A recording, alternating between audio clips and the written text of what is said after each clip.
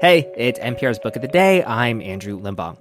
Before we get into today's show, I want to tell you about a new offering we have here at Book of the Day. We have now launched Book of the Day Plus, which is a new way to support our work here at NPR. When you sign up, you get access to a special feed where you can listen to our new episodes sponsor-free. Nothing is changing about our regular show, but Book of the Day Plus is another way to help us keep giving you the books coverage you love. So please do sign up. We really appreciate it. You can find out more at plus.npr.org/bookoftheday. All right, on to today's show. Christine Blasey Ford is on the pod today. She's got a memoir out titled One Way Back, recounting her life and everything that led up to her accusing Supreme Court Justice Brett Kavanaugh of sexually assaulting her. These are accusations that Justice Kavanaugh has denied, by the way. And if you think back to 2018 and her congressional testimony and all the media surrounding her and all the pundits and talking heads opining about what it all meant in relation to the Me Too movement, I think it's easy to forget something Ford makes clear in this interview. It could have all played out very differently. That Ford tried to communicate her experiences quietly and that being dragged into the limelight was her worst case scenario. But in this interview, Ford tells NPR's Michel Martin what finally pushed her to make her statements loud and clear. After the break. This message comes from Apple Card. You earn up to 3% daily cash on every purchase. That's 3% on products at Apple, 2% on all other Apple Card with Apple Pay purchases, and 1% on anything you buy with your titanium Apple Card or virtual card number. Visit apple.co/card calculator to see how much you can earn. Apple Card issued by Goldman Sachs Bank USA, Salt Lake City branch. Subject to credit approval. Terms apply. Christine Blasey Ford was enjoying life as a college professor, mom, and avid surfer when she learned that Brett Kavanaugh was on the short list to be nominated to the U.S. Supreme Court in 2018. She felt she had to do something because, she says, Kavanaugh had sexually assaulted her at a party when they were both teenagers, and she thought lawmakers should know. Kavanaugh has vehemently denied any wrongdoing. In the end, Blasey Ford decided to testify before the Senate Judiciary Committee. Ford compared testifying in a public hearing to surfing big waves. You've got to take the wave and you might wipe out. You might get crushed and held under by 3 waves, or you might get a great wave. It's just, but you're going to have to take it. In her new memoir, One Way Back, Ford tells her side of the events. When I saw the short list, I was concerned and felt that I at least needed to share the information, not necessarily publicly, but let the government know that that had happened to me and that possibly they would want to look into some of the other candidates on that list. Why did you think that was important to do? I felt like as a citizen that it's our responsibility to weigh in when we have relevant information for a job of that level of esteem and importance. I grew up in Washington, D.C., so I had high reverence for all of our governmental institutions, and the Supreme Court, as a child visiting there on field trips, that seemed to be the high, where we send the best of the best. And I just felt a sense of patriotism and civic duty that I needed to let someone know, and that they could then decide if it was of import. This is years after Anita Hill was subpoenaed to testify, after it became known that she had what she said was an experience of sexual harassment with Clarence Thomas when they both worked together. And that was a very bruising experience, for all involved. Do you remember the whole experience with Anita Hill and Clarence Thomas? Did you think it would be like that, or did you think it would be different than that? I do remember that very well, and I remember most about that is her level of detail in recalling the incidents.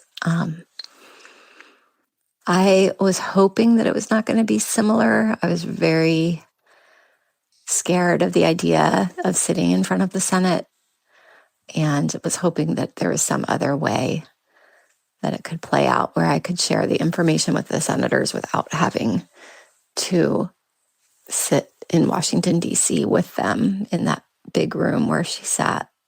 One of the things that surprised me is that people may remember this from the coverage even at the time, is that the committee really did not want to hear from you. Yes. Did you find that surprising after all these years, after Anita Hill was subpoenaed to testify against Clarence Thomas? And they were heavily criticized for this. I mean, at the time, the Judiciary Committee was all male. That was one of the issues sort of at play here. But did you think it would be different all these years later, that they really didn't want to hear from you?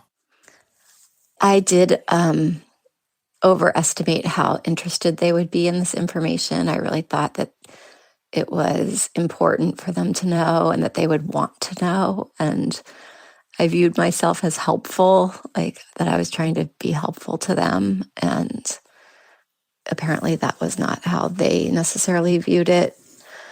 It became highly politicized.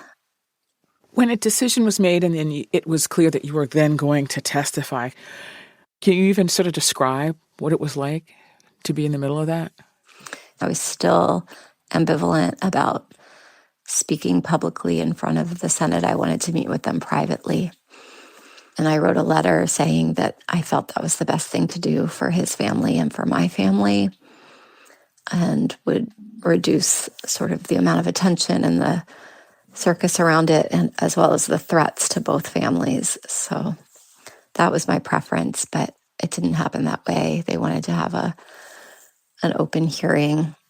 I wasn't watching it or thinking about how it connected to a Me Too movement or to another hearing. I was just trying to get through it. What made you finally decide to just cross that threshold? I was struck by your saying that really up till the last minute you were not sure you were going to go through with it. Why do you think you did? Well, I certainly had, a phone and email inbox full of messages of people telling me not to do it, either for caring reasons or for reasons where they were trying to scare me. And then I also had text messages and emails full of people from all over the world saying, we need you to do this as survivors. And so I had a lot of people weighing in on what I should do. And it seemed like it was about 50-50. And finally, I thought, this is so stressful. Maybe this will just end the stress. And that maybe if I testify, it'll be over. The level of smear media, a report from the Senate or from half of the committee with allegations that are salacious and criminal, that felt really gut-wrenching for me because those were the people that I set out to help. So to me, that's kind of the hardest part, is setting out as a citizen and feeling you have a patriotic duty and a higher calling, and that you're willing to sustain some level of backlash, but to have the actual people that you're trying to help be the people who are involved in that backlash is a little bit difficult to come to terms with. And part of why I wrote the book is I don't want it to be the case that other people don't come forward. So I wanted to show that no matter how scary this is, it is something you can live through and survive and come out the other side. That is Christine Blasey Ford. Her memoir is called One Way Back. Christine Blasey Ford, thank you so much for talking with us. Thank you.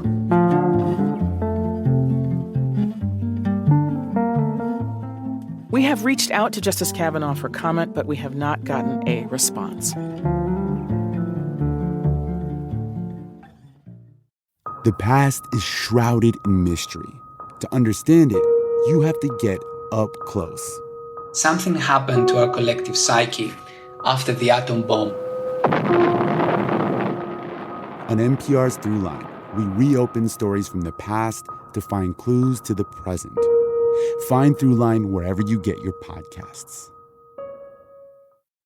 Support for NPR and the following message come from Proven Winners Color Choice Shrubs. Their flowering shrubs and evergreens are trialed and tested by expert horticulturists for 8 to 10 years to ensure a beautiful, high-performance display in your landscape or garden. And because the team at Proven Winners Color Choice Shrubs is passionate about gardening, they've put together resources to help you get started with garden projects big and small. For example, did you know that hydrangea flower buds form on branches the year before they bloom?